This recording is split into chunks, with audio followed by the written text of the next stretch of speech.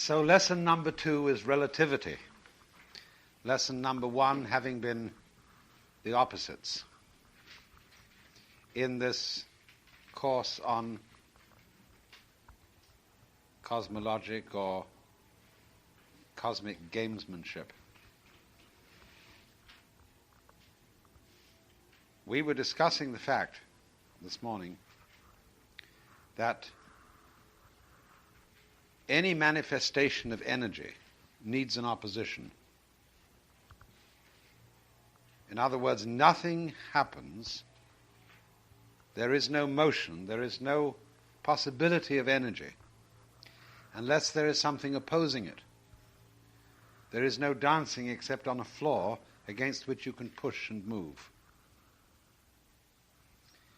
And so I pointed out, therefore the sense of self depends entirely on the sensation of there being something other.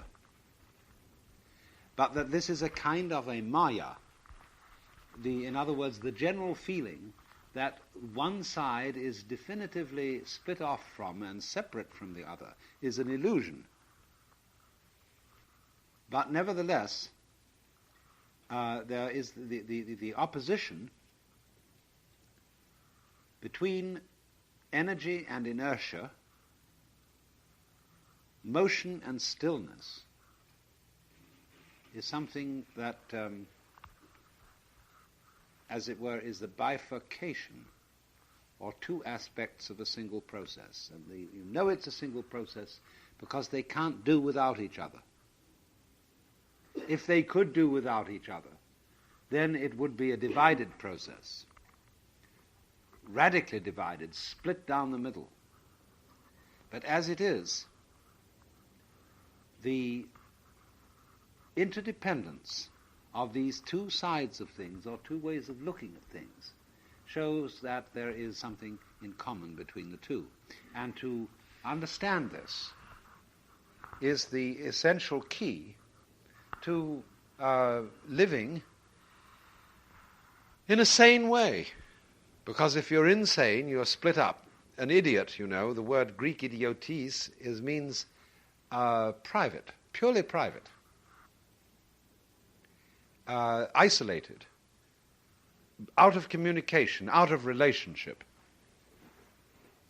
And so this is a way of saying that insanity is a lack of awareness of relativity, because all existence is relationship. Now, if we can take a very fundamental illustration of this, I want you to imagine a universe in which all that there exists is one ball. This ball will, of course, have to be floating in space, because if there is no space outside the ball, nobody knows that it's a ball. There's no possibility of a ball which has no space beyond it, because then the ball itself, the solid material of the ball, would be all that there was, and there would be nothing outside it. So there would be no way of defining it as a ball. So there has to be, our universe, one ball in space, and the space outside the ball, furthermore, must be regarded as depending upon the existence of the ball. The ball and a space go together. Now then, however, there is no way of telling what this ball is doing, whether it's moving or whether it is still. It could be roaring through this space at thousands of miles an hour, and there'd be no way of proving it. There would be no air friction upon it. There would be nothing relatively stable with which its movement could be compared and against which it could be measured. So this ball has no energy. It can't even be said to be still. It can't be said to be in motion. And of course, this is the situation of the universe as a whole. In the beginning, one of the things that God said before the Bible started, the first thing according to the Bible was, "Let there be light." But actually there were several former pronouncements. one of which was you've got to draw the line somewhere, and the other was have a ball. And this is why most objects of celestial existence are spherical. Don't you think it's very odd to be living on a spherical rock revolving round an enormous spherical fire? It's just weird. Wake up and find yourself in that situation. So, he said, have a ball. Now, this is the fundamental situation. The universe as a whole is presumably some kind of ball. It's curved space, and there it is. And nothing can be said about the whole universe as to whether it is moving or whether it is still. It's neither. That's why the Hindus, in trying to make some indication of the ultimate reality, say it is not this, it is not that. It is not one thing, it's not the other. It doesn't exist, it doesn't not exist. It doesn't both exist and not exist. It doesn't neither exist nor not exist. So you can't say anything about it. Your tongue is tied up. That's why it is said in the Mumonkan, which is a great Zen text, that when you've attained enlightenment, you're like a dumb man who's had a marvelous dream. Everybody who's had a marvelous dream wants to tell everybody about it, but if you're dumb, you can't say a thing. So in the same way, the moment you realize that you are one with all that there is, well, it's this fundamental ball. And you can't say anything about it. Because it isn't moving, it isn't not moving. You can't think about it. And the reason you can't think about it is not because it exceeds you. It's because it is you. You can't get at it, like you can't bite your own teeth. So then, if we introduce two balls into our cosmos, then we can say something about motion, because it is apparent that they can approach each other or get away from each other. But no one can say which one is doing it or whether both are doing it, because there is no way of determining it. One may be still and the other moving to it or away from it. Both may be moving towards each other or away from each other, but there is no way of saying which one starts. And furthermore, they can only move with respect to each other in a straight line. They have no possibility of moving on a surface. They have defined linear motion. Now we will introduce three balls into our system, and suddenly we find not only that they can move on a surface with respect to each other, but also that there's going to be a little fight started. Because if two balls stay together at a constant space apart, and one ball appears to approach them or to recede from them, well, here is a problem. Are the two standing still and the one likes them or doesn't like them, so moves close or away, or is the one standing still and the two moving towards it or away from it? Well, there's only one way in this thing of deciding. Two balls that stay together constitute a majority. And according to the majority vote, they will decide whether they are moving away from the other one or approaching it, or whether it is standing still or whatever. Now then, the third ball, of course, can lick them by joining them.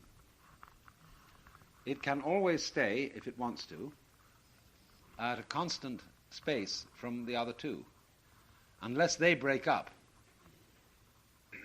and go off in different directions. So long as they stay together, it can stay with them, and then we are back to the original situation, because no one is moving at all, however much they move. Because the three constitute now one constellation, one triangle. All right, introduce a fourth ball. Now we have the possibility of motion in three dimensions. And you would say, well, now this is good, because we've got an umpire. Somebody who stands at the distance of objectivity and looks down upon those three balls and will decide which of them are moving and which of them are still. Very good, but the problem is, which one of them is the fourth? Who's the umpire? Everyone is in a position of a third dimension to the other three. So everyone is both involved in the game of three and could be the external observer who is the umpire of what the three are doing. Now that is exactly your situation as being, sensing yourself as an external observer of the world. And this is a simple, basic principle in terms of which all bodies in the cosmos may be understood. It's simply nothing but a multiplication of this situation. It's complicated, yes, so that you have to scratch your head to think about it. But it all reduces down to this fundamental mutual motion of balls. So, you see from this, what is the meaning of relativity? So, none of the balls, incidentally, have such a thing as a true position. Because the position of any one of the four is where it seems to be from the different points of view of each member of the group. The members of the group can get together and agree upon a theoretical positioning of the balls, but they can never directly see all of the balls, including the one that's looking, in this theoretical position, just in the same way as you have a theoretical idea of the dimensions of a room, which would correspond to an architect's ground plan and elevation. And you would say you know that that corner up there is a right angle, although you see it as an obtuse angle.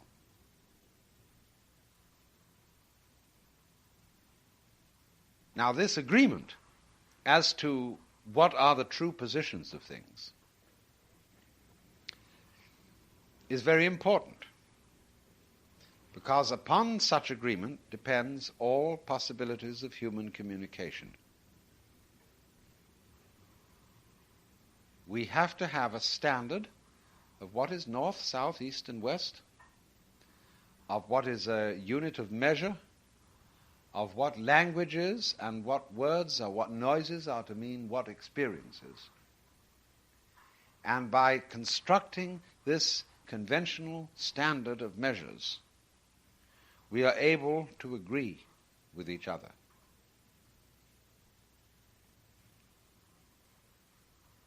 But one must see at the same time that this is a convention. There is no reason for driving on the right side of the road rather than the left, except that everybody must agree what side they're going to drive on. One isn't really preferable to the other. The point is to agree. So when we agree about certain social conventions, whether they be legal or moral or descriptional, aesthetic, whatever they are,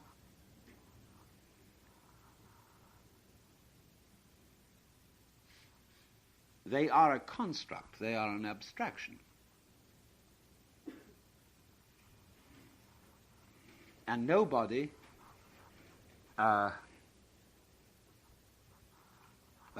well, let's say they're an abstraction, and this abstraction is never directly perceived, just as you cannot possibly go up to the ceiling to a position where you can see the whole floor as a rectilinear pattern as it would be drawn in an architect's blueprint.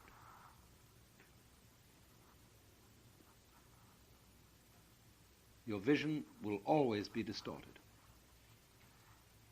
If by distortion you mean departure from the blueprint.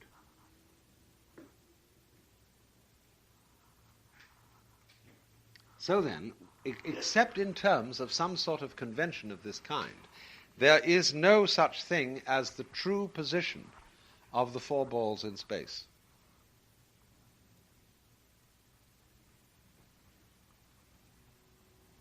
Because you must always ask, when you ask about truth, truth for whom? Or truth in relation to what standards? Now you see, when we measure something by inches, inch numbered 1 is the same length as the inch numbered 2, 3, 4, etc. When we measure things by the clock is a circle regularly divided into 360 or multiples thereof degrees. But I've often wondered whether it wouldn't be interesting to have elliptical clocks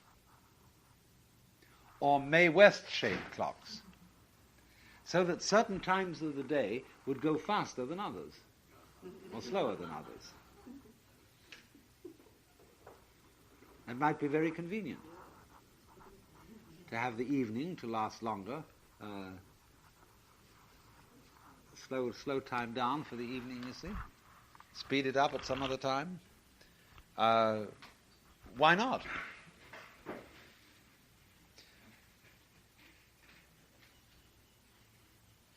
But you see, we try to fit everything into an ideal of regularity.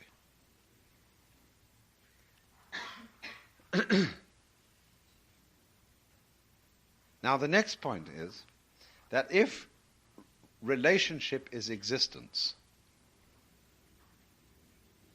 we are going to discover from this that the existence of any identifiable thing or event in the whole cosmos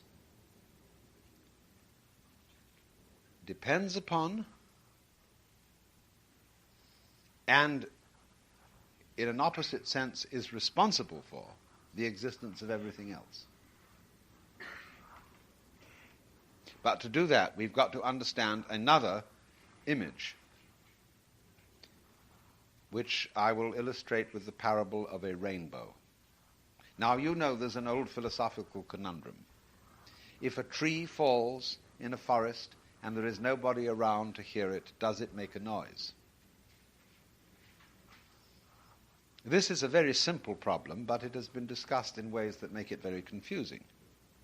A noise is a neurological experience caused by a vibration of air interacting with an eardrum and an auditory nervous system.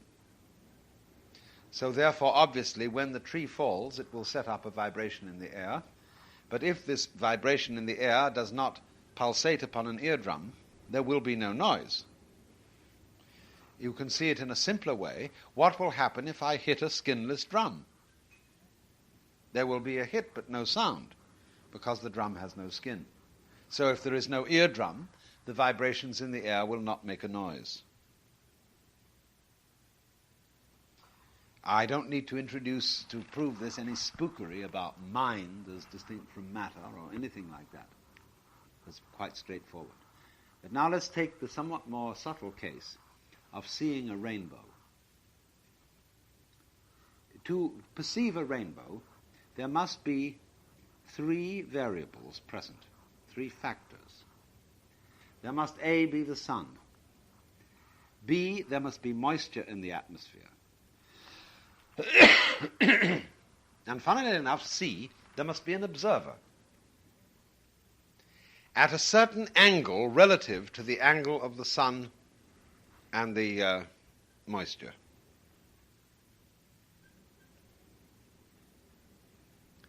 The observer will, in other words, be standing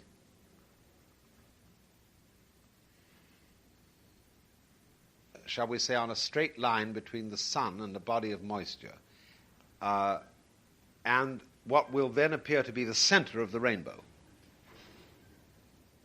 That's why the side of a rainbow is always off to one side. You never see the side of a rainbow directly in front of you. So the position of a rainbow differs for every observer, just in the same way as that the position of this table differs for each one of you in the room. Depends where you're sitting as to where you see it. Now, the trouble with this illustration is that a rainbow is a rather diaphanous thing, and we tend to accord it a rather low reality status. and yet it fulfills all the requirements necessary for a genuinely existent thing. Oh, it's true you can't grab hold of it. But neither can you grab hold of the moon, at least not yet.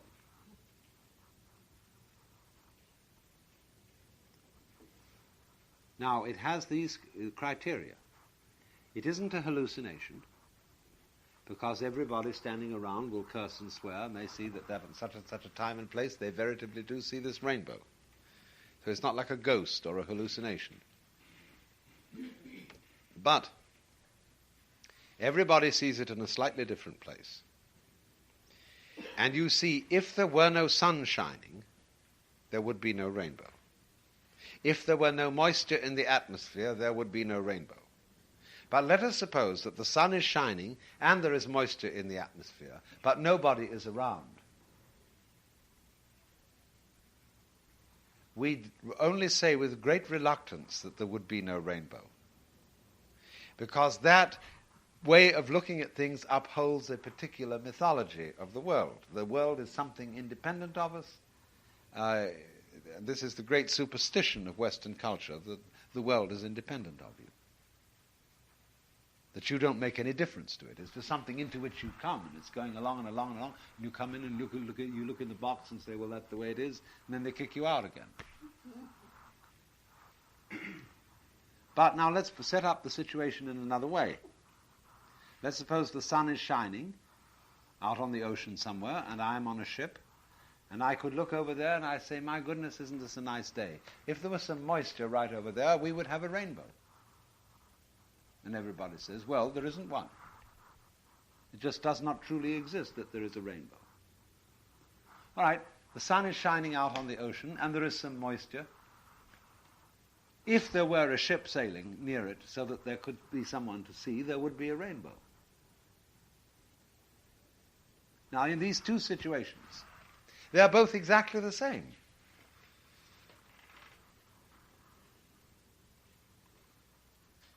There would be a rainbow if there was some moisture around, but there isn't. And equally, there would be a rainbow if there was someone to see it, and there isn't. Those are two completely equivalent situations. Because this isn't, again, a question of spookery. It's a question that the existence of the phenomenon rainbow depends on the presence of three factors. Like the existence of a human being depends on the existence of two factors, a man and a woman. Everybody has to have a father and a mother, or have had. And otherwise, with the exception of that relationship, you don't exist. Well, now, the case of the rainbow is exactly the same case as everything else. It's just because a rainbow is rather diaphanous and intangible, although it sure hits you in the eye. And the eye, the seeing, is a form of touching. Seeing is touching at a distance. When you find that the table is hard, that is a way of feeling with your fingers the same thing as that you cannot see through it with your eyes. So we are funny about this. Purely optical sensations are regarded as having a lesser grade of reality than tactile sensations. When you get hold of something and can grab it, and you feel it solid, you feel you are surer of its existence than if you merely see it. But it's all the same thing. Touch is a sensation as if your finger ends were full of millions of little eyes. Every nerve end an eye. And they close around this and they find it is not transparent. Here is a limit. Here is something we don't go through. But that's exactly the same as when you see with these eyes here. You don't see through something.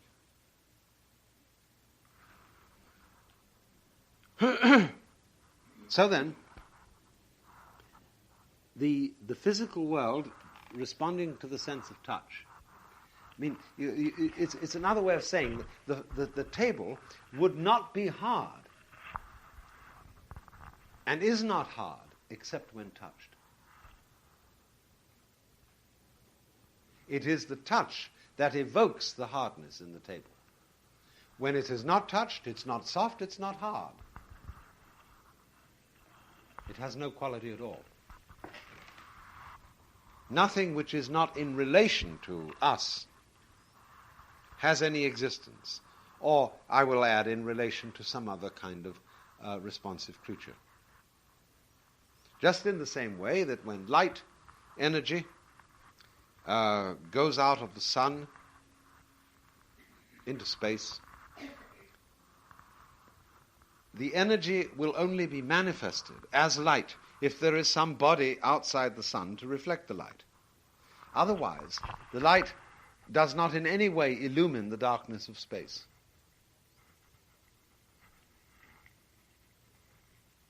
You must bring something into it to manifest the light in space. So a Zen poem says,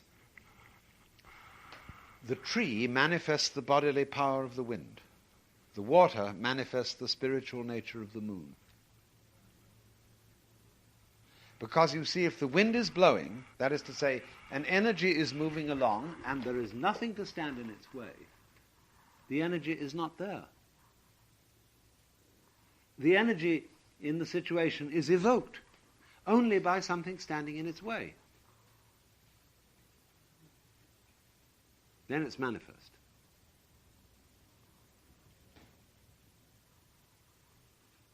The water manifests the spiritual power of the moon. Why? Because in the breaking waves, the moon can be shattered into thousands of fragments, and yet it always remains one. That's its spiritual power.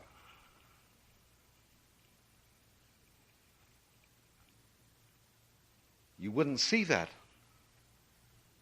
miracle of the moon if it weren't for the waves. And they divide it up like that. All right, you can say, it's a distortion. That's not the way the moon is. The waves are not reflecting it correctly. But that's only trying to say that things reflected in a smooth and still surface are reflected more really than things reflected in a vibrating surface. Okay, if you want to construe it that way, it's your privilege. But you can have any kind of reflector you want.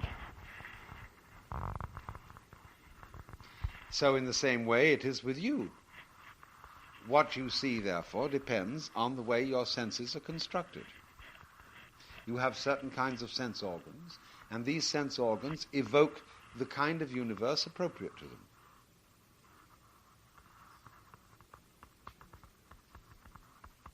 It's not necessarily the way things are, because there is no way that things are apart from their impact, or better, relationship with some kind of perceiver or perceiving organism. Because things are only in relation. When there is nothing to which they can relate, nothing is happening. And the so-called existence which we perceive and that to which it is related come into being together.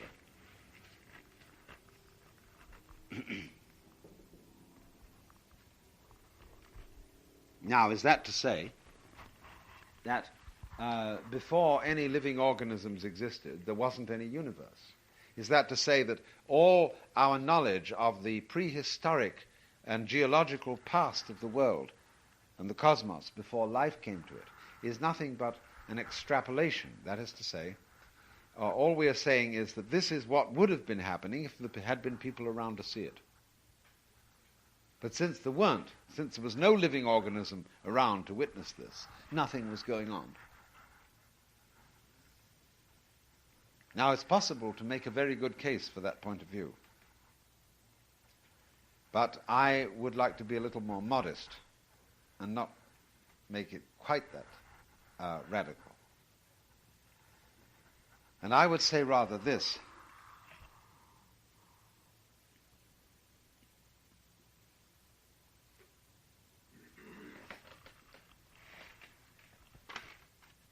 there would never have been a universe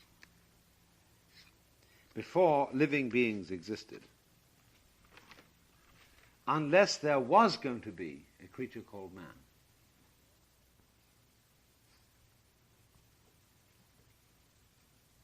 Man living in a future, say, implies in the past a certain state of affairs. In other words, this planet had to come into being with an adequate amount of temperature, oxygen, gases, everything else, food supplies, for the organism called man to exist. So let me say then, the existence of man implies a certain kind of environment, meteorological, geological, and astronomical. But the other side of this proposition is that such an environment implies man.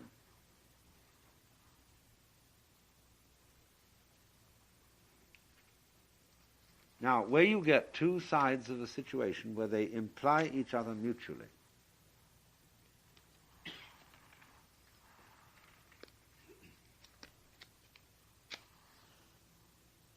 you have, in fact, a truly relational and unitary system.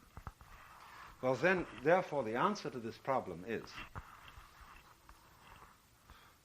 that prior to the existence of any form of life, the universe at that time is dependent upon the fact that those forms of life are going to emerge.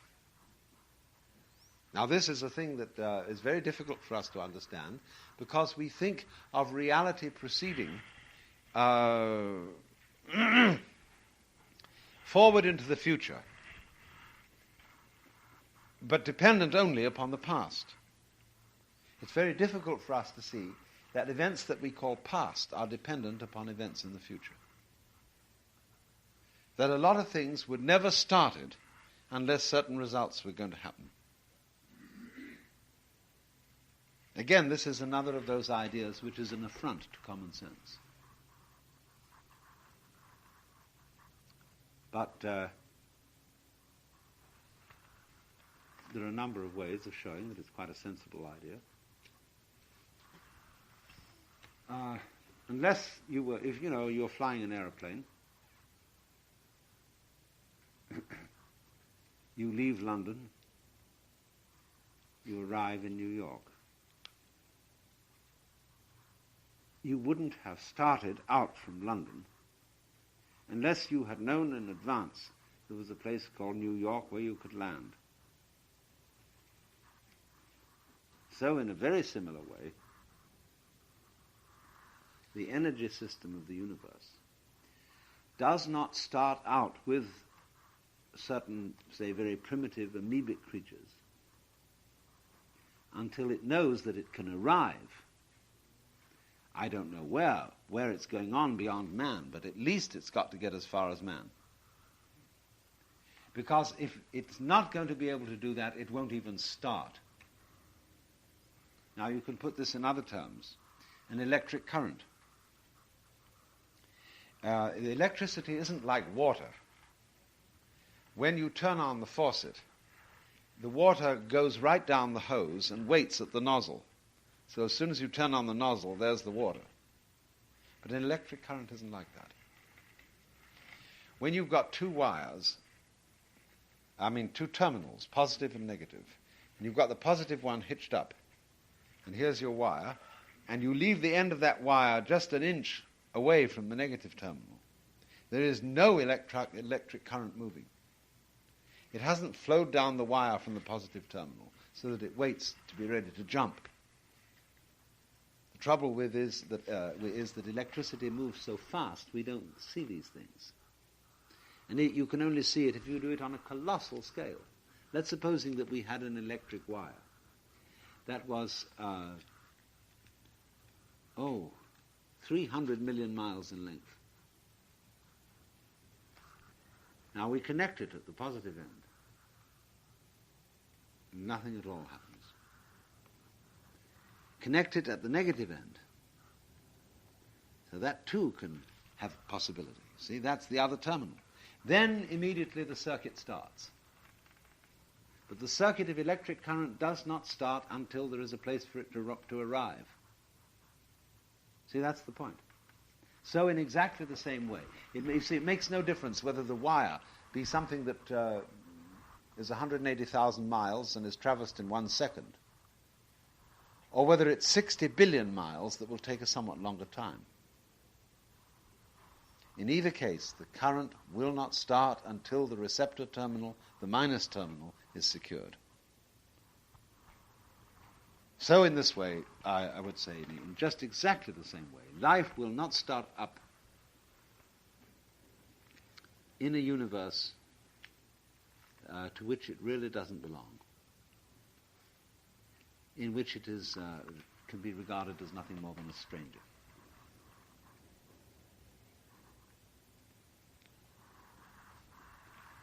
So if you follow that out, you see this, that the whole existence of the universe depends on every individual.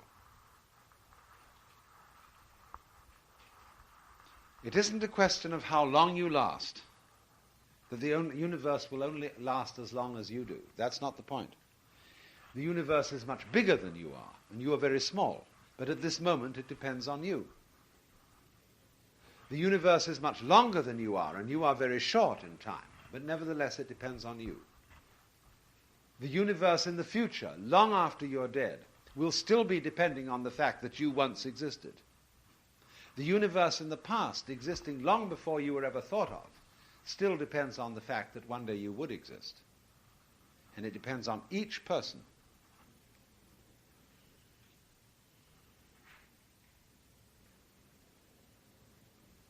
So, in other words, there is, in everything that happens,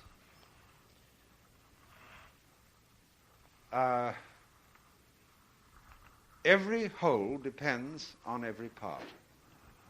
Because, you see, in truth, there are no parts of the universe. Parts are an abstract creation. When we think of someone or something as a part, we are quite arbitrarily cutting him off and saying, by convention, we will agree that our skins are our boundary, and therefore, since our skins do not include the whole cosmos, we are only a part of it. But there are no parts. Just as in your own, when you study your own organism, all of it's continuous. All the so-called parts flow into the others like the motions of waves. You don't have detachable parts that you can unscrew inside you, you see, unless you've got false teeth or something like that, then you take it out, see. But in the ordinary way, you can't unscrew parts of the human being from another. They're continuous. Well, in exactly the same way, you are continuous with this environment. And although we have been habituated to looking upon ourselves as separate things, we are no more separate from what's going on around us than each of these waves here are separate from the ocean. Or that Mount Tamalpais is separate from the planet Earth. We have great freedom of movement, so do the waves. So do the gulls floating in the air. So do the trees waving in the wind. We have a larger degree of freedom than that, because we are more volatile. But we are just as much waves in the total process. It depending upon us, and we in turn depending upon it.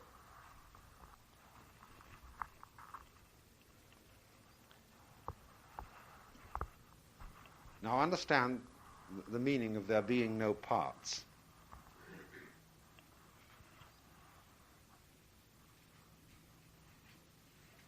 All parts are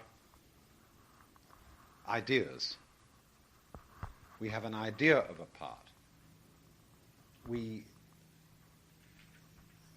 chop things up and say one human being, two human beings, three human beings, and so on, and so think of it as parts. But that's not the way it works. You can see this from the most elementary neurology, by understanding that it is the way you are as a living body that evokes the kind of universe that you see. It is your body which turns the sun into light, which turns it into heat, which turns water into wet and rocks into hard. And in turn, your body is one of the pulsations of nature along with the sun, the rocks, the water, etc. So there's a mutual arrangement. It creates you, or evokes you, or does you, whatever word you want to use, and at the same moment you do it, and you do all of it.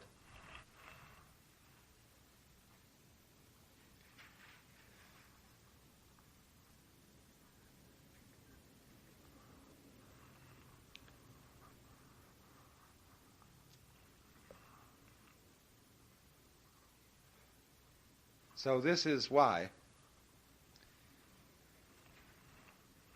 there was some kind of truth in astrology. I say this, but at the same time I certainly don't consult astrologers and plot my life by the crude calculations of horoscopy. But because if you do that, you get into endless tangles of self-deception, because it isn't accurate. But it has a principle in it. The astrologer was right. When he drew a map of your soul, he drew a crude map of the universe. He drew the universe as it was at the time and place of your birth. The universe as it was, as seen from the point of view where you were born. And that was your soul. So your soul, you see, is not in your body. Your body is in your soul, because your soul is the entire network of relationships in terms of which you live. Your soul is the whole universe. But each one of us, as it were, is a different point in it. But all these points in it are the center. We can go way beyond Ptolemy and Copernicus now. And if we think that space is curved, every point of space is the center of the universe, because any point on a ball is the center of the sphere, of the surface. See? You can turn any point of a ball, and wherever you look at it, it's the center, isn't it? See? So in the same way, take a crystal ball in your hand, a crystal mirror. What I mean is not a crystal mirror, I mean a spherical mirror. Look at it. And wherever you turn it, your face will be in the middle. So in exactly the same way, every place in the universe is the middle of the universe, from a standpoint of curved space. So we go back to an entirely new Ptolemaic view of the world, beyond Copernicus. Well, not that the Earth is the Earth is the center of the universe. But every other place is also the center of the universe. There is no absolute center. So this is an astronomical way of saying, in Sanskrit, tattvamasi, you're it. Everyone is rightly the center. You may think, my mother used to say to me, you're not the only pebble on the beach. No, indeed. But in a way, everyone is the central pebble. And the feeling that you have of being the center, which turns out into selfishness and all this sort of conflict and scrapping, is nevertheless based on something true. What we do is we misinterpret it. We don't realize that everybody else is the center too. In that sense, you're not the only pebble on the beach. You're not the only center of the universe. And yet there is only one center. And that's why, who was it? I think it was St. Bonaventure who first thought up the description or the definition of God as that circle whose center is everywhere and whose circumference is nowhere.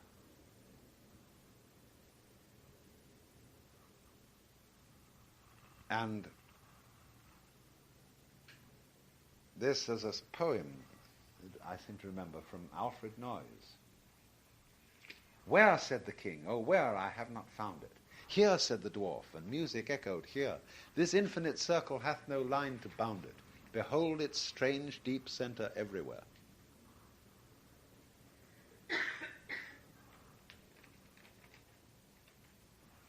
So this, then, you see, what I'm playing with here, is what the Buddhists call the Jiji Muge. That means, Ji means a thing event. And you repeat it twice, so it means between thing event and thing event. Muge, there is no mutual obstruction. This is called the doctrine of the mutual interpenetration of all things and events. So it would be like those lovely drawings where you take a circle, and you can play with this. It's a nice thing to play with. And you mark out 12 equal points around the circumference of the circle. Then you join every point to every other point. You get this beautiful star. And incidentally, this is the diagram of the notes of the 12 notes of the scale. Bach worked this out. And it's a lovely thing, you see, it's a beautiful star.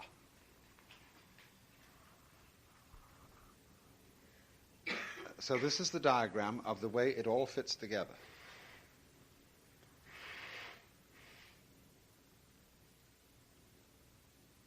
Now, if you study that, and by study again, I mean not just think about it, but feel it out, you will find very strange thing happening. That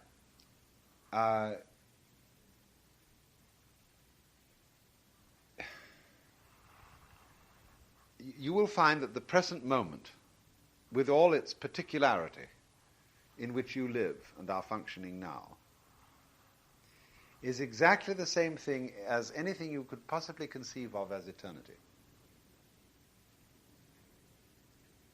You will find that your limited life, and remember what I said about limits, you have to have something to push against. Your limited life, with its frustrations and with its particular problems at this instant, is the same thing as omnipotence.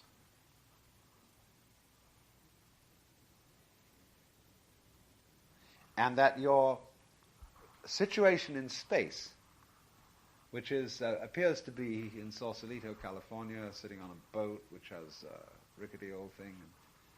Miles and miles away is China and Russia and England and Mars, Venus and everything. Yeah. But this particular point in space, you will find in the same way, by this law of relativity, is the same thing as infinity. Infinite space. Because it all goes together. It implies the infinite, the eternal. All the energy of the universe is implied in any tiny hair on your skin. It goes with it. Mutually implies. This is the point. Just as the kind of cosmos and atmosphere in which we live, my existence implies that kind of an environment, so the environment implies me, mutually. And it all goes together. Now, the only reason for saying this, you see,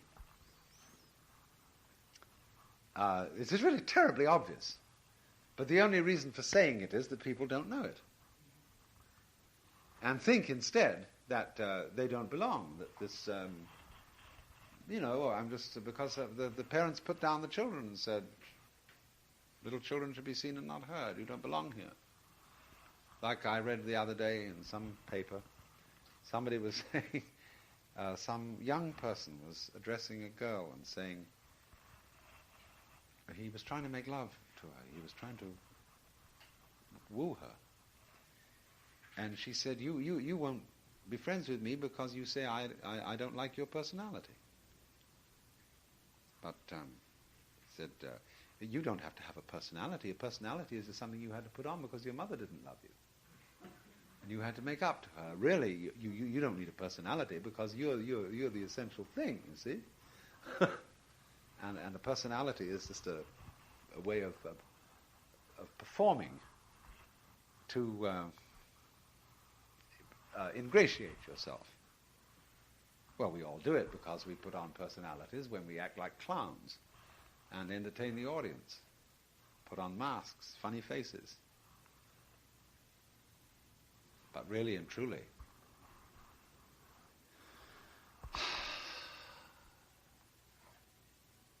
the mask covers the one self that we all have, and we all know it. Only, just like black and white, we are pretending to be as different as possible while remaining the same.